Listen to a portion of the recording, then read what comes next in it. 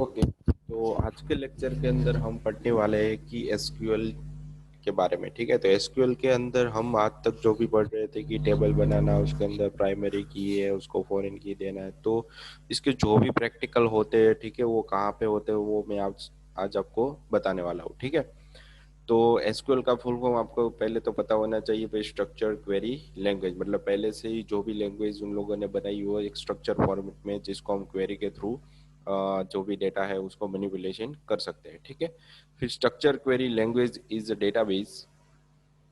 Query language मतलब database के अंदर मुझे किसी भी तरीके का डेटा ऐड करवाना है, तो उसके लिए उन लोगों ने हमें क्वेरी बना के दे दिया। मतलब सिंटेक्स स्ट्रिंग फॉर्मेट में जो भी डेटा रहता है वो दे दिया है।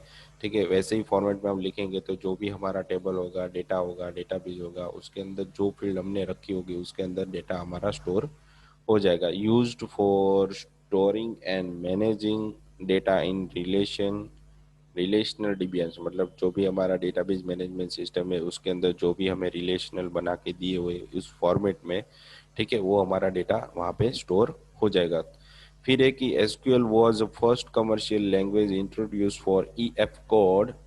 ठीक है, जैसे मैंने आगे आपको बताया था, पहले बताया था। ठीक है, रिलेशनल मॉडल ऑफ डेटा, मतलब रिलेशनल मॉडल के अंदर हमें डेटा स्टोर करवाने के लिए जिस तरीके की लैंग्वेज का हमने यूज़ किया था वो पहले किसने फाइंड की थी? ई हैप कोड्स नाम के व्यक्ति ने फाइंड की थी। ठीक है, तो टुडे ऑलमोस्ट ऑल आर्टिफैक्ट जितने भी स्ट्रक्चर क्वेरी लैंग्वेज है वो सारे किसके बेस पर बने हुए हैं? कि आरडीबीएम मतलब डेटाबेस मैनेजमेंट डीबीएमएस के बेस पे बने हुए हैं। ठीक है, तो आज उस पर सबसे पहले क्या आया था कि माइस्क्यूल आया था, उसके बाद ओरेकल, इन्फॉर्मिक्स, साइबेस, एमएस एक्सेस, इस सारे के सारे रिलेशनल डेटाबेस को फॉलो करते हैं। मतलब स्ट्रक्चर क्वेरी के लैंग्वेज को फॉलो करते हैं। ठीक है, रिलेशनल मॉडल के फॉर्म में सारा कुछ डेटा डेटाबेस के अंदर स्टोर रहता है। ठीक है, तो SQL as a standard query language, मतलब वो वन टाइप ऑफ क्या है कि जो भी हम क्वेरी लिख रहे हैं वन टाइप ऑफ उसको स्टैंडर्डाइज किया गया है। ठीक है, उसके बाद है कि SQL is use to perform all type of data operation in our relational DBMS. मतलब एसक्यूएल के अंदर जो भी हम ऑपरेशन करते हैं वो सारे के सारे ऑपरेशन हमें आरडीबीएमएस के अंदर दिए गए। मतलब एक स्मॉल यूनिट है एसक्यूएल, एक स्मॉल यूनिट है आरडीबीएमएस का। ठीक है, उसके अंदर बहुत सारे तरीके की आरडीबीएमएस के एसक्यूएल क्वेरी हम लिख सकते हैं, पर डिफरेंट डिफरेंट वे में। तो पहले जो बहुत इजी तरीके से दिखाया गया है, ठीक है, मोस्टली उसका यूज भी होने वाला है। ठीक है, किसी भी लैंग्वेज के अंदर कभी भी डेटाबेस के अंदर आपको डेटा स्टोर करवाना है तो ऑलवेज माइस्क्यूल का बहुत ज़्यादा यूज होता है। समथिंग से 70 से 80% परसेंटेज इस माइस्क्यूल का यूज किया जाता है डेटा स्टोर करवाने के लिए। ठीक है, तो ये आपको पता चल गया भाई किस तरीके से लैंग्वेज लैंग्वेज है जो क्वेरी लैंग्वेज है वो यूज़ की जाती है, कहाँ कहाँ पे यूज़ होती है। ठीक है, किस तरीके से डेटाबेस के अंदर हमें क्वेरी लिखनी होती है। ठीक है, तो अब हम डेटाबेस को क्रिएट करना है, तो डेटाबेस को क्रिएट करने के लिए यहाँ पे देखो आपको पूरा एक पेज दिया है कि भाई किस तरीके से आप डेटाबेस क्रिएट कर सकते हो। पर डेटाबेस कहाँ पे क्रिएट करना है वो मैं आपको नहीं बता रहा हूँ। ठीक है, तो पहले मैं आपको वो बता देता हूँ कि किस तरीके से और कहाँ पे आप अपना डेटाबेस क्रिएट कर सकते हैं। तो पहले देखो, मैं हमारे लास्ट पार्ट के अंदर जा रहा हूँ, इंस्टॉलिंग जैम्प। मतलब सबसे पहले हमें क्या करना पड़ेगा, एक जैम्प नाम का सर्वर है, ठीक है, उसे हमें इंस्टॉल करना पड़ेगा। ठीक है, इंस्टॉल करने के बाद उसको किस तरीके से आप उसको स्टार्ट करवा सकते हैं। ठीक है, तो स्टार्ट करने के बाद उसके बेस पे हम हमारा जो टेबल है, ठीक है, जो डेटाबेस है उसको क्रिएट करेंगे। तो ये हमारा उसके बाद का टॉपिक। तो पहले हमें क्या करना है कि जो भी हमें सर्वर दिया है, चाहे एक सर्वर है, लोकल सर्वर है, ठीक है, जिसकी मदद से जैसे आप कोई वेबसाइट ऑनलाइन चढ़ाते हो, ठीक है, तो ऑनलाइन जैसे चढ़ाते हो तो उसके लिए आपको सर्वर की ज़रूरत पड़ती है, जहाँ पे आपका पेजेस, आपके पेज जो आपका वो प्रोजेक्ट वो पड़ा रहता है। ठीक है, जहाँ पे होता है, तो वैसे ही जैसे सर्वर के अंदर होता है वैसे ही मुझे अपने पीसी के अंदर भी लोकल, मतलब अपने पीसी के रिलेटेड ही एक सर्वर बनाना है, लोकल सर्वर बनाना है। तो मैं उसके लिए जैम्प नाम के सॉफ्टवेयर का यूज़ यहाँ पे करूँगा। तो यहाँ पे उसकी प्रोसीजर भी दिखी गई है, देखो कि किस तरीके से उसको इंस्टॉल करना है, इंस्टॉल करने के बाद आपको क्या करना है। ठीक है, तो वो चीज़ मैं आपको पहले बता दूँ भाई, डाउनलोड कहाँ से करना है। ठीक है, डाउनलोड करने के बाद आपका जो जेम पे कहाँ पे इंस्टॉल करना है। ठीक है, तो यहाँ ही पर ही मैं बता देता हूँ आपको कि यहाँ पे एक चीज़ आपको फाइंड करनी है कि जैम, ठीक है, जैम डाउनलोड यहाँ पे जाना है। तो यहाँ पे जाने के बाद डाउनलोड के ऑप्शन बहुत सारे दिए हो गए हैं कि यहाँ पे आपके पास अगर विंडोज 7 के रिलेटेड, विंडोज 7 है आपकी ओएस, आपके पीसी के अंदर कौन सी ओएस है, विंडोज 7 है, तो आपको क्या करना है कि ये जो 7.4 नाम का जो वर्जन है, लास्ट अपडेटेड वर्जन, ये आपको यहाँ से डाउनलोड करना। अगर आपके पास लिनक्स की ओएस है तो आपको ये वाला नीचे का डाउनलोड करना है। अगर आपके पास मैक ओएस है या फिर मैक पीसी है, ठीक है, तो आपको ये लास्ट वाला डाउन, मतलब अलग अलग ओएस के लिए अलग अलग जेम यूज किए जाते हैं, ठीक है। तो आपको अपनी ओएस के मुताबिक इस जेम को यहाँ पे डाउनलोड करना है, ठीक है। बहुत ही छोटा है। जैसे आप इसको डाउनलोड करोगे, ठीक है, तो डाउनलोड करने के बाद, ठीक है, इस तरीके से ऑप्शन आएगा, ठीक है। इसको डाउनलोड करने के बाद जैसे नॉर्मली डाउनलोड हो जाता है, उसके बाद आपको उसको इंस्टॉल कर देना है। तो इंस्टॉल करने के लिए प्रोसेस में आपको यहाँ पे दिखा रहा हूँ, ठीक है, किस तरीके से होता है। तो पहले तो मैं डाउनलोड कर लेता हूँ इसको, ठीक है। तो इस तरीके से कुछ डाउनलोड का ऑप्शन आ जाएगा।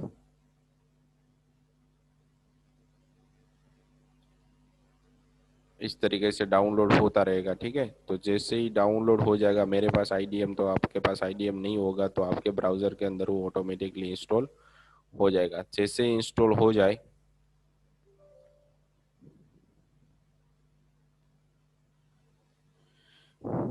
जैसे ही इंस्टॉल हो जाएगा तो आपके पास वो परमिशन पूछेगा पहले कि आपको इंस्टॉल करना ही है कि नहीं करना है, ठीक है। तो देखो इस तरीके की कुछ स्क्रीन आएगी आपके पास, इस तरीके की कि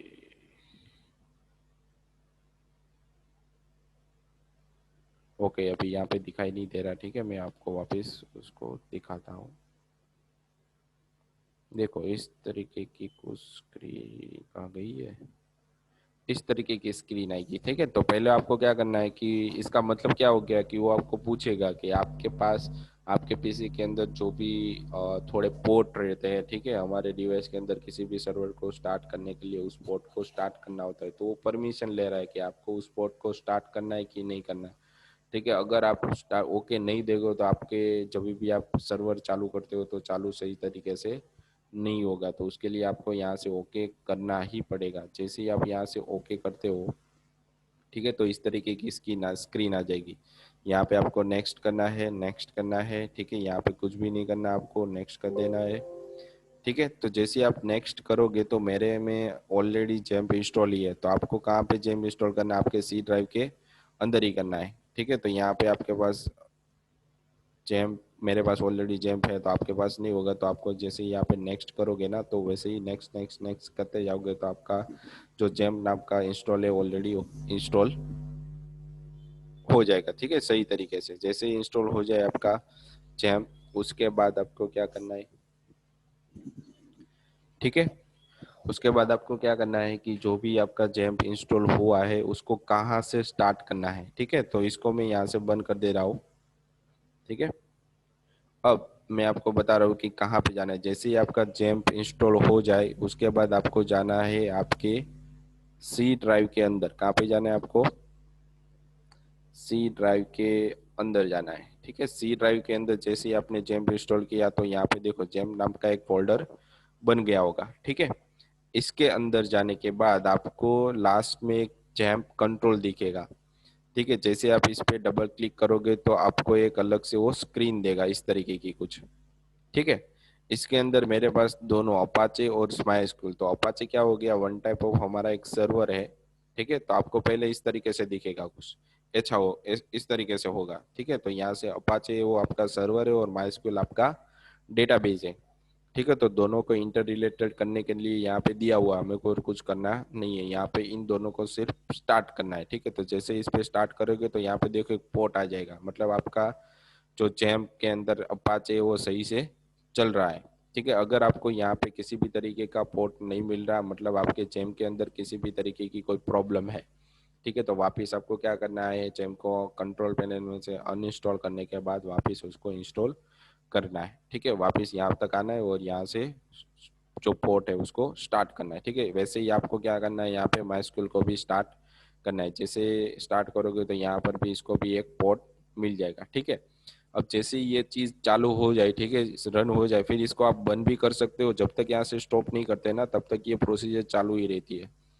ठीक है, आप इसे बंद कर दोगे तो भी ये बैकग्राउंड में चालू ही रहता है। ठीक है, बंद नहीं होगा। एक्चुअली क्या हो गया है कि हमारी जो स्क्रीन होती है उसमें से निकल गया पर इसका जो सिस्टम है अपाचे और माइस्क्यूल बैकग्राउंड में ऑलरेडी चालू रहता है। जब तक यहाँ से आप स्टॉप नहीं करते तब तक। जैसे देखो मैं आपको बता रहा हूँ, जैसे मैंने इसको क्लिक किया, ठीक है, तो क्लिक किया होगा तो स्क्रीन में से चला गया, पर जैसे ही मैं इसको वापस ओपन करूंगा ना तो जैसा था वैसे ही आ जाएगा।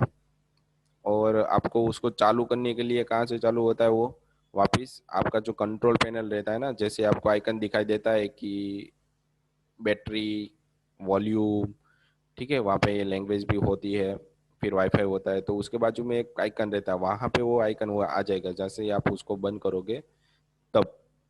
ठीक है, तो ये चीज आपको ध्यान रखनी है। अभी आपको दिखाई नहीं देगा पर आपको वो चीज वहां से फाइंड आउट करनी है, जहाँ पे आपको टाइमिंग, वाईफाई, वॉल्यूम, और वहां से आपको वो जेम बैकग्राउंड में चालू होगा। वहां से आप बंद करोगे ना तभी वो बंद होगा, उससे पहले वो बंद नहीं होता। आप क्लोज चाहे उसे क्लोज पर भी क्लिक नहीं कर दिया हो, क्लिक करोगे तो भी बंद होगा नहीं, एज इट इज रहेगा। ठीक है, तो अब मैं आपको क्या बता रहा हूँ कि उसको आपने यहाँ से वापस स्टार्ट किया, जैसे आप इस पे स्टार्ट करोगे ना तो वापस देखो यहाँ पे स्टार्ट ही रहेगा, भले ही आपने यहाँ से उसको बंद कर दिया हो।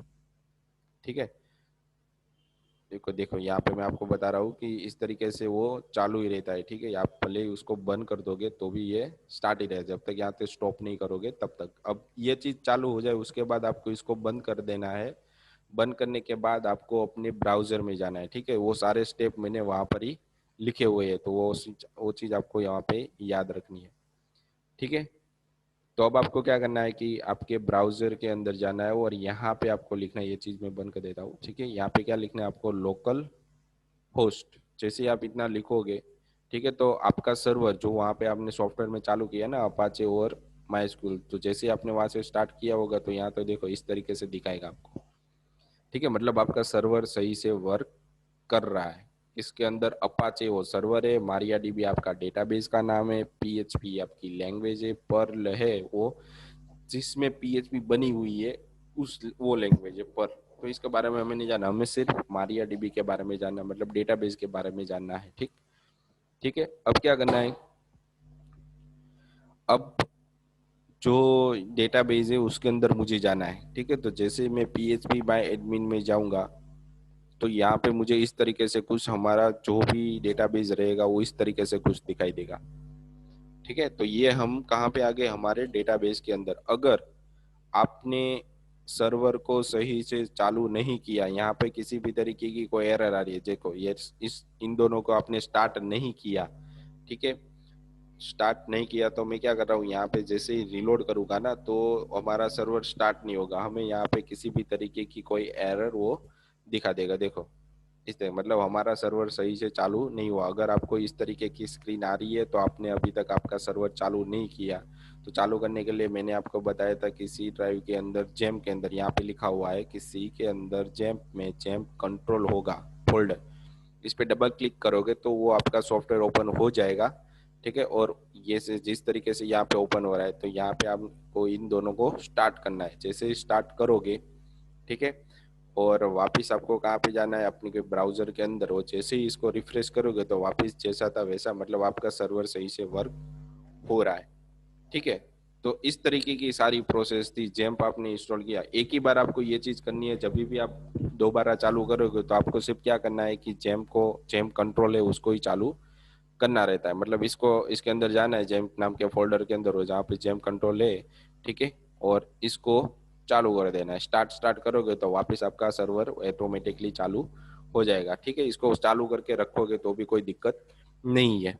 ठीक है, अब वापस इंस्टॉलेशन करने की जरूरत नहीं है। ठीक है, अब जब भी मुझे चाहिए तो इन दोनों को मैं स्टार्ट कर दूंगा। अब हमें हमारी क्वेरी जो मैंने आपको बताया कि डेटाबेस के बारे में जानना था, तो वापस हम ऊपर जाने वाले। देखो अब जैसे किस तरीके से हम हमारे डेटाबेस को क्रिएट कर सकते हैं, तो उन लोगों ने क्या दिया है कि to create a database in RDBMS, ठीक है, क्रिएट कमांड, उसके लिए भी उन लोगों ने कमांड दी हुई। कमांड का नाम क्या है, यहाँ पे क्रिएट डेटाबेस, ए फिक्स आता है, फिर यहाँ पे आपको अपने डेटाबेस का नाम बनाए, जो भी आपने डेटाबेस, पर आपके डेटाबेस के अंदर एक बार डेटाबेस होगा तो दूसरी बार आपको बनाने नहीं देगा। देखो ये मेरे सारे यहाँ पे डेटाबेस है, Ajax form, API, BCA, blog Laravel, तो सबके अंदर बहुत सारा डेटा यहाँ पे पड़ा रहता है। ये हमारी टेबल्स है, तो टेबल्स के अंदर बहुत सारा रिकॉर्ड यहाँ पे होता है। ठीक है, तो इस तरीके से यहाँ पे पोस्ट में क्लिक करूंगा तो पोस्ट नाम के टेबल के अंदर रहेगा। देखो यहाँ पे आपको क्या मिल रहा है, सर्वर का नाम है ऊपर, फिर यहाँ पे डेटाबेस का नाम है, फिर यहाँ पे आपके टेबल का नाम है गया। ठीक है, टेबल के अंदर इतने रिकॉर्ड अभी पड़े हुए हैं। ठीक है, उसके अंदर आप कितने भी यहाँ पे फील्ड बना, ये आपके कॉलम का नाम है, ईमेल नेम, फोन, क्रिएटर। तो इस तरीके से किसी भी तरीके की आप जब भी रजिस्टर करते हो ना, तो रजिस्टर करने के बाद आपका डेटा कहाँ जाता है, तो ये इस तरीके से स्टोर होता है। ठीक है, तो वो आपको यहाँ पे सीखना था। आज तक हमने जो भी थियरी पढ़ी है तो उस थियरी को यहाँ पे इम्प्लीमेंट करना है। ठीक है, तो सारा कुछ प्रैक्टिकल के फॉर्म में अब चालू हो रहा है। तो आपको डेटाबेस बनाना है, यहाँ पे वो डेटाबेस नहीं होना चाहिए। ठीक है, तो वो डेटाबेस बनाने के लिए मुझे कहाँ पे जाना पड़ेगा, उसकी क्वेरी एसक्यूएल जहाँ पे लिखा होता है ना, स्ट्रक्चर क्वेरी लैंग्वेज, मतलब इसके अंदर जाना है। और वहाँ यहाँ पे आपको एक कमांड दिए, देखो आपको कौन सा डेटाबेस बनाना है, क्रिएट डेटाबेस कॉलेज। अगर आपके पास कॉलेज नाम का डेटाबेस है तो आपको याद रखना है कि यहाँ पे आपको बनाने नहीं देगा, एरर देगा। देखो मैं इस तरीके से लिखता हूँ क्रिएट, ठीक है, वो कमांड भी आपको दे रहा है साथ में, क्रिएट डेटाबेस। ठीक है, डेटाबेस के अंदर आपको क्या बनाना है, कॉलेज ना। ओके, स्पेलिंग मिस्टेक हो गई है। ठीक है, स्पेलिंग मिस्टेक नहीं होनी चाहिए इसके अंदर। फिर मैं यहाँ पे लिखता हूँ कॉलेज। अगर मेरे डेटाबेस के अंदर कॉलेज नाम का डेटा होगा तो वो एरर दे देगा। फिर यहाँ पे लास्ट में देखो यहाँ पे गो होगा, इसको रन करने के लिए आपको यहाँ पे गो पे क्लिक करना है। क्या करना है, गो पे क्लिक करो। जैसे आप गो पे क्लिक करोगे तो आपको यहाँ पे दिखाई देगा, देखो can't create database college, database already exist, मतलब ऑलरेडी वो हमारे पास बना हुआ है, यहाँ पे होगा, देखो ये रहा। ठीक है, तो ये आपको बनाने नहीं देगा, एरर देगा। अगर आप यहाँ पे कुछ भी और नाम देते हो, जैसे कि मैं यहाँ पे दे देता हूँ कि बीसीए, ठीक है, बीसीए दे देता हूँ, तो ये हमारे डेटाबेस का नाम है जब बन जाएगा। ठीक है, यहाँ पे बीसीए अभी तो नहीं है, जैसे मैं उसको गो करूंगा। ओके, ये भी है हमारे पास। ठीक है, बीसीए भी है, तो हमें ये भी नहीं बनाने देगा, तो वापिस हम हमारे एसक्यूएल में जाएंगे और वहां पे मैं वापस एक नया डेटाबेस बना दूंगा, डेटाबेस। ठीक है, डेटाबेस नहीं रखना, सिर्फ डेटाबेस रखना है। और यहाँ पे मैं लिख रहा हूँ कॉलेज बीसीए, ऐसा कुछ नहीं होगा। ठीक है, पर जब भी आप नाम दोगे तो ऑलवेज स्पेस नहीं देना, ऑलवेज आपको अंडरस्कोर से नाम देना है। ठीक है, यहाँ पे सब जगह पे दिया हुआ है, देखो अंडरस्कोर अंडरस्कोर। ठीक है, तो जब भी आप डेटाबेस का नाम दोगे तो उसके बीच में कभी भी स्पेस नहीं चलेगी। ठीक है, तो उसका एक रूल्स हो गया। तो मैंने क्या नाम दिया, कॉलेज अंडरस्कोर बीसी, मतलब ये एक वर्ड हो गया ना। जैसे ही गो करूंगा तो यहाँ पे कहीं पर भी नहीं है बीसीओ कॉलेज करके, तो जैसे ही गो करूंगा तो सक्सेसफुली मुझे यहाँ पे ओके, यहाँ पे वापस मुझे एक एरर दिखा रहा है कि college eight line 1। Okay, select नहीं आएगा, क्या आएगा यहाँ पे, क्रिएट। ठीक है, जैसे ही क्रिएट करूंगा तो ओके, ये देखो क्या आ गया यहाँ पे, my school return and empty result. यहाँ पे क्या आएगा कि ये डेटाबेस कॉलेज बीसीए सही से बन रहा है। तो जैसे ही इस पे क्लिक करूंगा तो यहाँ पे चला गया होगा, देखो ये क्या आ गया। अगर कॉलेज नाम सही से आ रहा है, एक कॉलेज का नाम, वापस यहाँ पे कॉलेज बीएससी आईटी दे रहे हो, ठीक है, तो वापस इसके अंदर ही बनेगा। तो ये आपको याद रखना है। ठीक है, कहाँ पे आ गया, बीसीए कॉलेज, इसके अंदर कुछ भी नहीं है। फिर आपको इसको सिलेक्ट करना है, तो देखो यहाँ पे आपका सर्वर का नाम आ गया और यहाँ पे क्या आ गया, आपकी डेटाबेस की नेम आ गई। ठीक है, अब डेटाबेस को आपको चेंज करना है, मतलब उसका नाम आपने भूल से ये कुछ लिख दिया, अलग हो गया या स्पेलिंग मिस्टेक हो, तो इसको चेंज करना है। तो इस पे क्लिक करना है और कहाँ पे जाना है, ऑपरेशन के अंदर। अगर आपको ऑपरेशन आपकी बड़ी स्क्रीन होगी तो दिखाई नहीं देगा, इस तरीके से होगा, देखो इस तरीके से आएगा। तो आपको कहाँ पे जाना है, आपके मोड के अंदर, यहाँ पे ऑपरेशन दिखाई देगा। जैसे आप इस पे क्लिक करोगे, ठीक है, तो आपका जो डेटाबेस का नाम है उसे रीनेम करने को यहाँ पे बोल रहा है, देखा। आपको क्या करना है, यहाँ पे रीनेम करना है तो रीनेम करना है तो यहाँ पे आप चेंजेस कर सकते हो। ठीक है, आपको यहाँ पे क्या देना पड़ेगा कि college_VCA1। मैं BCA1 कर रहा हूँ, BCA की जगह पे 1 कर रहा हूँ। जैसे मैं गो दूंगा यहाँ पे तो देखेगा, पूछेगा कि जो BCA कॉलेज है उसे डिलीट कर देगा और वहां पे क्या डाल देगा, वो कॉलेज BCA1। तो अब देखो यहाँ पे हमें क्या मिलेगा, BCA कॉलेज, कॉलेज_BCA1, कॉलेज_BCA हमारा डिलीट हो जाएगा ऑटोमेटिकली, उसका रीनेम हो गया। वापस मुझे इसको चेंज करना है तो इस पे क्लिक करो, कहाँ पे जाओगे, ऑपरेशन के अंदर, यहाँ पे आपको क्या लिख देना है, जैसा था वैसा करना था, तो college_BCA। ठीक है, जैसे ही आप वो करोगे, ठीक है, तो आपका BCA1 डिलीट हो जाएगा और उसकी जगह पे आ जाएगा कॉलेज। मतलब आप डेटाबेस का नाम कहीं से भी आपको बदलना है तो आपको ऑपरेशन के अंदर जाना पड़ेगा। ठीक है, अब आपको क्या करना है कि इसके अंदर बहुत सारी टेबल है। देखो ई कॉमर्स कोई अलग से हम प्रोजेक्ट देख रहे हैं तो उसके अंदर टेबल रहती है, उस टेबल के अंदर बहुत सारा रिकॉर्ड रहता है।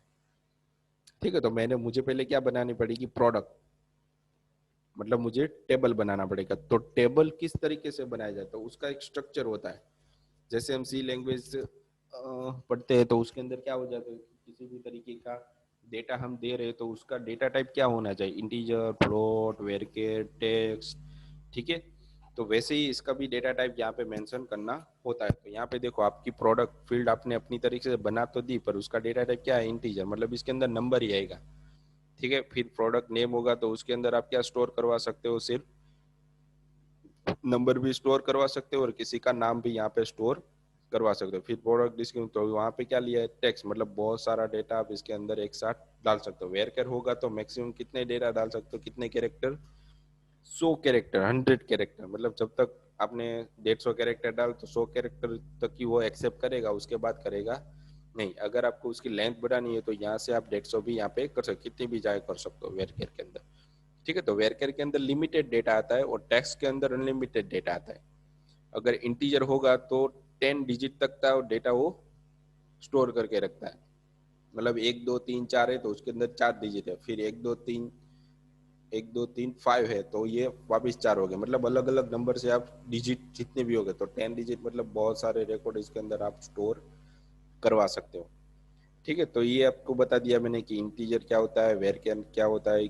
ठीक है, इन टेक्स्ट क्या होता है, टेक्स्ट के अंदर लिमिटेड डेटा नंबर कैरेक्टर के फॉर्मेट में होता है। वेरकर के अंदर भी अल्फान्यूमेरिक, मतलब किसी भी कैरेक्टर फॉर्म में डेटा होता है, पर उसके अंदर लिमिटेड डेटा होता है। टेक्स्ट के अंदर अनलिमिटेड डेटा होता है। ठीक है, इसके अलावा भी हमारे पास बहुत सारे डेटा टाइप्स है। ठीक है, उसके बारे में हम पढ़े। पहले हम क्या बना लेते हैं कि हमारे जो कॉलेज है BCA, उसके अंदर एक टेबल बना लेते हैं। तो टेबल बनाने के लिए वापस आपको कॉलेज BCA पर क्लिक करना है और वहां पे जाना है SQL पे। तो टेबल बनाने के लिए यहाँ पर भी वापस एक कमांड दिया है। देखो टेबल किस तरीके से बनाते हैं, तो create command also be use to create a table, मतलब क्रिएट कमांड की मदद से हम टेबल भी बना सकते हैं। Now when we create a table, जब हम क्रिएट टेबल बनाते हैं, we specify the detail of column, मतलब जो भी हम कॉलम बना रहे हैं, ठीक है, उसकी डिटेल देनी पड़ती है। मतलब उसका डेटा टाइप कौन सा है, उसका नेम कौन सा है। ठीक है, तो we can specify name and its data type. तो यहाँ पर हमने देखो दो ही चीज बताई है, उसका नाम और उसका डेटा टाइप। वहां पे मैं आपको यहाँ पे दिखा सकता हूँ कि किस तरीके से होता। ठीक है, जैसे मैं बुक ले रहा हूँ तो बुक के अंदर देखो स्टूडेंट है, तो स्टूडेंट के अंदर देखो क्या है कि बुक आईडी, तो ये आपकी कॉलम हो गई।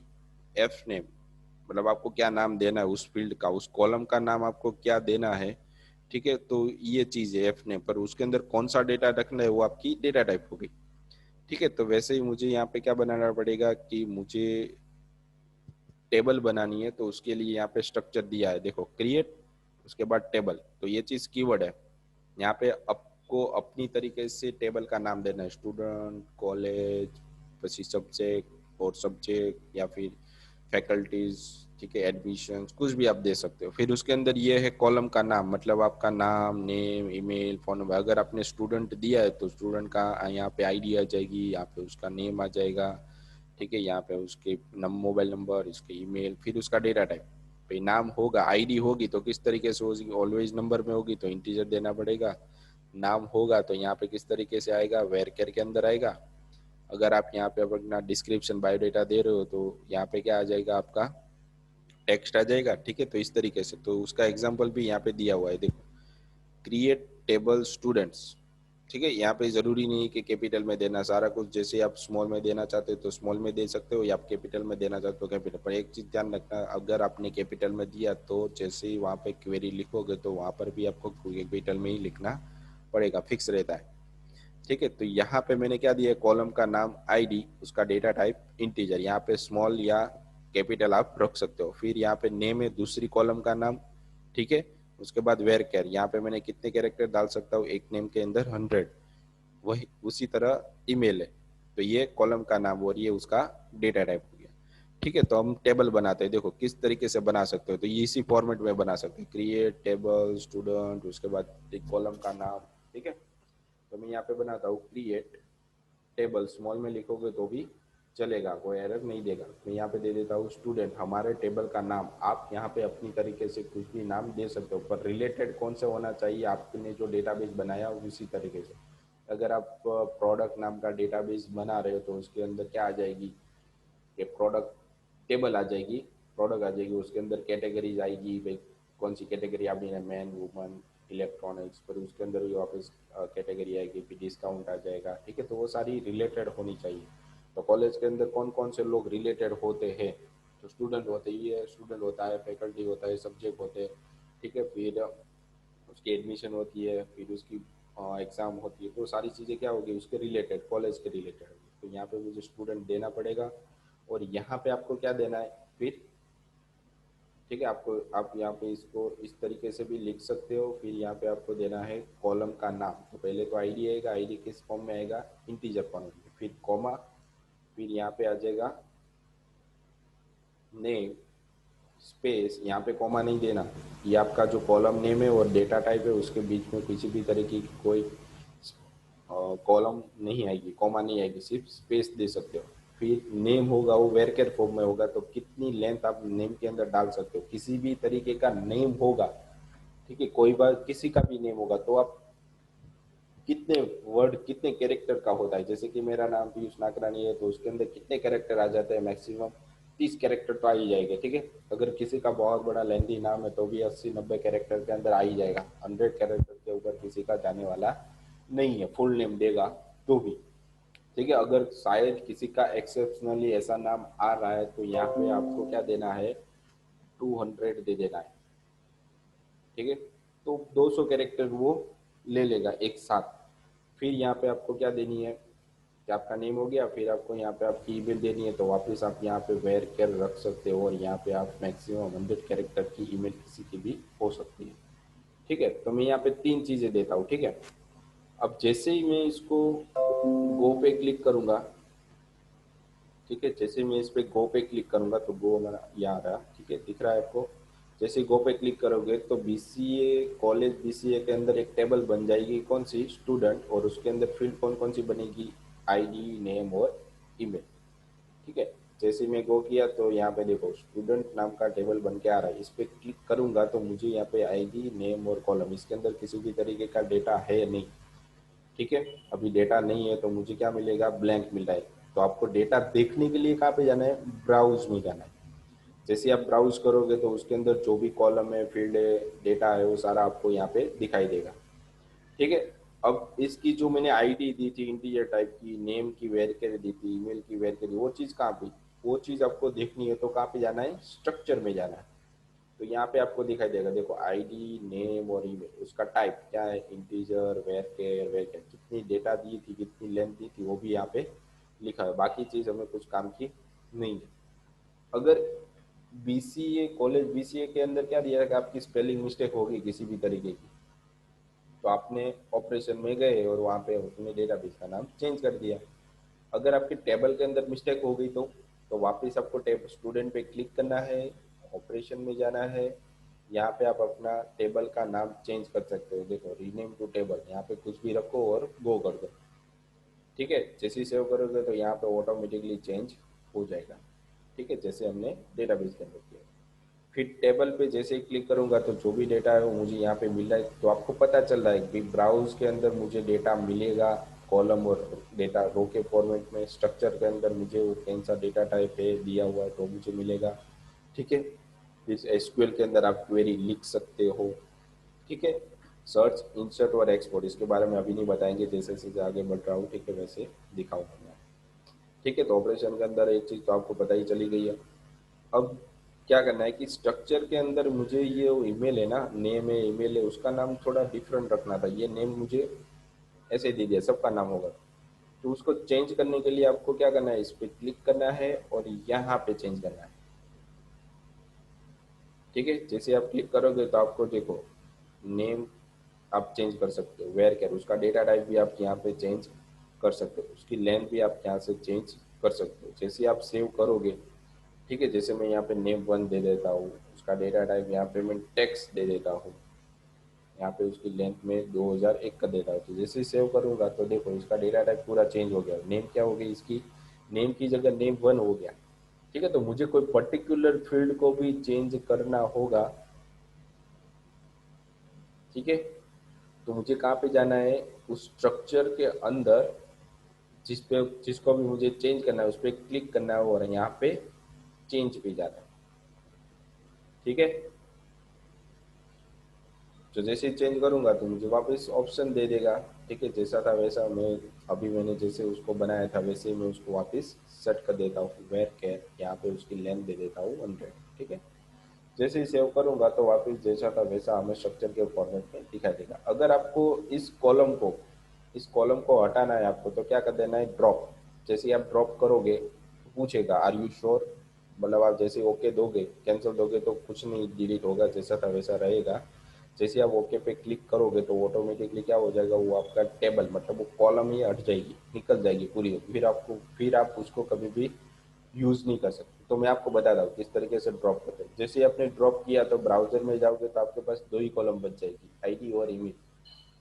ठीक है, अब आपको क्या करना है कि इसके अंदर और फील्ड ऐड करनी है। तो वापस आपको स्ट्रक्चर के अंदर ही जाना है। स्ट्रक्चर के अंदर आपको लास्ट में यहाँ पे दिखाया होगा, देखो एक फील्ड आपको ऐड करनी है किसके बाद, तो कि ईमेल के बाद या ईमेल से पहले। ठीक है, तो यहाँ पे दिखाया हुआ है कि आफ्टर आईडी, तो आईडी के बाद आपको दिखाएगा, मतलब इसके बाद वो इंसर्ट कर देगा। जैसे ही आप वो करोगे ना तो यहाँ पे आपको जो भी फील्ड ऐड करनी है ना उसका डेटा यहाँ पे वापस देना है। जैसे मैं वेरके दे देता हूँ उसकी देन देता हूँ। जैसे ही मैं सेव करूँगा यहाँ पे तो स्ट्रक्चर के अंदर हमारे पास एक फील्ड वापस आ गई होगी। देखो वापस आपको एक और ऐड करनी है, ईमेल के बाद मुझे फ़ोन नंबर करना है तो मैं यहाँ पे क्या दे दूँगा, आफ्टर ईमेल वो करूँगा तो पूछेगा कौन सी फील्ड आपको डालनी है। यहाँ पे फ़ोन नंबर एक इस फॉर्मेट में रहता है, ऑलवेज इंटीजर के फॉर्मेट में रहता है, और उसकी लेंथ दे दो भाई 12। जैसे ही सेव करोगे तो वापस यहाँ पे एक और फील्ड ऐड हो गई होगी। देखो फोन उसकी इंटीजर है।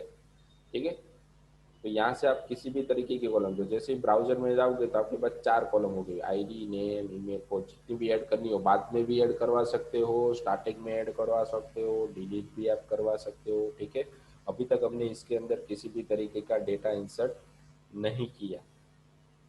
ठीक है, तो डेटा इंसर्ट किया ही नहीं है तो यहाँ पे हमें किसी भी तरीके का डेटा मिलने वाला भी नहीं है।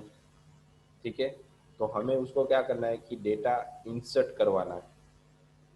ठीक है, तो इंसर्ट करवाने के लिए उसकी यहाँ पे क्वेरी रहती है कि किस फील्ड के अंदर, देखो यहाँ पे जैसे एसक्यूएल में जाओगे। ठीक है, आपको क्या करना है कि पहले तो स्टूडेंट वाले टेबल में जाना है, मतलब यहाँ से भी आप क्लिक कर सकते हो। ठीक है, इस बीसीए कॉलेज बीसीए के अंदर स्टूडेंट पे भी क्लिक करोगे तो डेटा होगा तो मिल जाएगा। उसके बाद आपको इसके अंदर इंसर्ट करवाना है तो आपको कहाँ पे जाना होगा, एसक्यूएल के अंदर। तो यहाँ पे आपको साइड में देखो कितनी कॉलम है, उस कॉलम का नाम क्या है वो आपको दिखाई देगा। ठीक है, अब आपको क्या करना है कि आईडी नेम ईमेल और फोन उसके अंदर डेटा इंसर्ट करवाना है, तो उसके लिए अलग से क्वेरी आती है इंसर्ट की। तो ये क्वेरी मैं आपको यहाँ पे बता रहा हूँ, इंसर्ट इनटू, ये कीवर्ड है फिक्स है, ये हम चेंज नहीं कर सकते। किसके अंदर ऐड करवाना है, तो स्टूडेंट्स नाम के टेबल के अंदर। तो मुझे यहाँ पे टेबल का नाम लिखना पड़ेगा, अगर आपने वहाँ पे स्मॉल में लिखा है तो स्मॉल में लिखना है, कैपिटल होगा तो कैपिटल में लिखना है। ठीक है, फिर पैरेंथेसिस बनाने हैं, उसके बाद यहाँ पे वैल्यूज लिखना है। ठीक है, इस तरीके से। अब जो भी यहाँ पे फील्ड है आपको, जिस फील्ड के अंदर डेटा इंसर्ट करवाना है उस फील्ड का यहाँ पे आपको नाम लिखना है, पर किस फॉर्म में लिखना है, ये बैकवर्ड कोड में। किस फॉर्म में? Backward code. जो वन के बाजू में जो सिंबल है ना उसका यूज करना है यहाँ पे। कितने फील्ड है आपके पास? चार ना, तो चार बैकवर्ड कोड यहाँ पे बना देने। इसके बाद यहाँ पे कोई कोमा आएगा नहीं, और यहाँ पे जो वैल्यू आएगी वो सिंगल कोट में आएगी। सिंगल कोट मतलब एंटर के बाजू में जो कीवर्ड है हमारे पास, ठीक है, की है, उसको यूज करना है यहाँ पे। तो चार डेटा मेरे पास है, तो चार सिंगल कोट में यहाँ पे यूज कर रहा हूँ। तो पहले मुझे कंसमेंट डेटा ऐड करवाना है इंसर्ट के अंदर, तो मुझे यहाँ पे लिखना पड़ेगा आईडी। उसके बाद नेम है, तो यहाँ पे मुझे लिखना पड़ेगा नेम। यहाँ पे उसके बाद है ईमेल, तो यहाँ पे लिखना पड़ेगा ईमेल। ये फॉर्मेट आपको पता होना चाहिए भाई, इस तरीके से आप लिख सकते हो इसके अंदर। यहाँ पे जो नाम लिखा है, फोन लिखा है, तो यहीं पर ही फोन होना चाहिए। यहाँ पर ईमेल है तो यहाँ पे, अगर इसके अंदर आपने वापस गड़बड़ी कर दी तो डेटा इंसर्ट सक्सेसफुली नहीं होगा। ठीक है, तो आईडी में क्या दे रहा हूँ, अब पहला रिकॉर्ड में इंसर्ट कर रहा हूँ तो मैं यहाँ पे 1 दे रहा हूँ। फिर स्टूडेंट का नाम मैं दे रहा हूँ मुकेश। ठीक है, सारा कुछ सिंगल कोट के अंदर। ईमेल है तीसरे नंबर पर, तो यहाँ पर भी आपके पास तीसरे नंबर में ईमेल ही डालना पड़ेगा, तो ही वो ईमेल के अंदर ईमेल डालेगा, वरना उल्टा चुल्टा हो जाएगा। ठीक है, तो यहाँ मैं डाल देता हूँ mukesh@gmail.com। फिर यहाँ पे आपको फ़ोन नंबर डालना है। ठीक है, तो ये आपकी क्वेरी बन गई। जैसे ही आप यहाँ पे गो करोगे तो आपकी ब्राउज़र के अंदर एक रिकॉर्ड ऐड है, हो गया होगा। देखो, अब ब्राउज़र में जाना है, जैसे क्लिक करोगे तो यहाँ पे देखो ऐड डेटा आ गया आपके पास, जो भी आपने वहाँ पे डाला था। वन मुकेश, मुकेश@gmail, इसका यहाँ पे फ़ोन नंबर आ गया। तो फ़ोन नंबर हमने डाला था वो सही तरीके से नहीं आ रहा है। ठीक है, तो आपको उसका स्ट्रक्चर बदलना पड़ेगा। तो वापस कहाँ पे जाओगे? स्ट्रक्चर के अंदर, वहाँ पे इसके जो आईडी दी थी वहाँ पे आपको क्या करना है? चेंज। ठीक है, इंटीजर की जगह आपको क्या कर देना है? यहाँ पे वेर केयर कर देना है, और लेंथ तो इसके सही है ही। जैसे ही सेव करोगे तो ब्राउजर में जाना है। ठीक है, अब नया रिकॉर्ड हम इसके अंदर ऐड करते हैं। देखो, वापस एक रिकॉर्ड, तो वापस एसक्यूएल में गए, वापस मैंने यहाँ पे क्या लिखा? क्वेरी लिख रहा हूँ, इंसर्ट इनटू स्टूडेंट्स। यहाँ पे मैं फील्ड का नाम, यहाँ पे वैल्यूज, ठीक है, वैल्यूज लिखना है, वैल्यू नहीं लिखनी। फिर यहाँ पे जो भी आपको फील्ड फील्ड का नाम जो भी लिखना है वो बैकवर्ड कोड में लिखना होता है। चार फील्ड है हमारे पास, तो चार बैकवर्ड कोड आ गए। उसके अंदर वैल्यू डालनी है तो सारे सिंगल कोड के अंदर आ जाएगी। ठीक है, यहाँ पे आपको देनी है आईडी, यहाँ पे आ जाएगी नेम, यहाँ पे ईमेल, और यहाँ पे फोन। फिर यहाँ पे मैं दे रहा हूँ 2 नंबर का डेटा। ठीक है, यहाँ पे मैं दे रहा हूँ हर्ष, यहाँ पे मैं दे रहा हूँ hers@gmail.com। यहाँ पे उसका मैं फ़ोन नंबर डाल रहा हूँ। ठीक है, तो ठीक है, हो गया।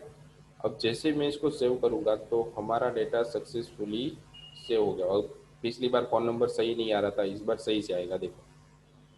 ठीक है, तो इस तरीके से आप डेटा को, जितने भी डेटा इंसर्ट करवाने हो प्रैक्टिस के तरीके से, तो आप इसको इंसर्ट यहाँ से करवा सकते हो। ठीक है, तो इस तरीके से हम डेटा टेबल बनाए, जेम को इंस्टॉल किया, टेबल किस तरीके से बनती है, डेटाबेस किस तरीके से बनाया जाता है, ठीक है, उसके अंदर किस तरीके से उसको चेंज किया जाता है, स्ट्रक्चर क्या होता है, ब्राउज़र क्या होता है। ठीक है, तो इसके बारे में आपको प्रैक्टिस करती रहनी है ताकि आपको इसके बारे में और ज़्यादा पता चले। ठीक है, तो आपको क्या बनाना है? आपको अपनी तरीके से किसी भी तरीके का कोई डेटाबेस बनाना है, उसके अंदर टेबल बनानी है, और उसके अंदर कोई टेबल बनाने के बाद इनसे उसके अंदर इंसर्ट करना है। ठीक है, तो ये चीज़ थी। आप जितनी इसके अंदर प्रैक्टिस करोगे तो आपको डेवलपिंग जब भी आप करोगे ना, तो ये बहुत ही आपको काम आएगा। ये चीज़ आपको वहाँ पे सीखनी नहीं पड़ेगी, डायरेक्टली आप उसका पता चल जाएगा भाई डेटाबेस क्या होता है, किस तरीके से स्टोर करवा सकते हैं डेटा को, कौन सी क्वेरी लगानी होती है। ठीक है, तो ये सारी चीज़ें आपको यहाँ से समझ में आ जाएगी। इसके बारे में और हम डिटेल में पढ़ेंगे पर नेक्स्ट लेक्चर के अंदर। तो आज के लेक्चर के अंदर आपको क्या करना है कि जैम को इंस्टॉल करने के बाद डेटाबेस बनाना है, टेबल बनाना है, उसको चेंजेस करवाने हैं, उसके अंदर डेटा ऐड करवाने हैं, उसको किस तरीके से चेंज कर सकते हो यहाँ पे किसी भी फील्ड को। ठीक है, डेटा कहाँ पे देखा जाता है, क्वेरी कहाँ पे लगाई जाती है, किस फॉर्म में लगाई जाती है, तो वो सारी चीज़ें आपको यहाँ पे आज के लेक्चर के अंदर प्रैक्टिस करनी थी। ठीक है, प्रैक्टिस करोगे, ठीक है, तो ये चीज़ आपको बहुत ही आगे काम आएगी। ये आप प्रैक्टिकल करे हुए तो भी पता चलेगा। ठीक है, तो आज का लेक्चर यहीं तक ही रखते हैं। Thank you.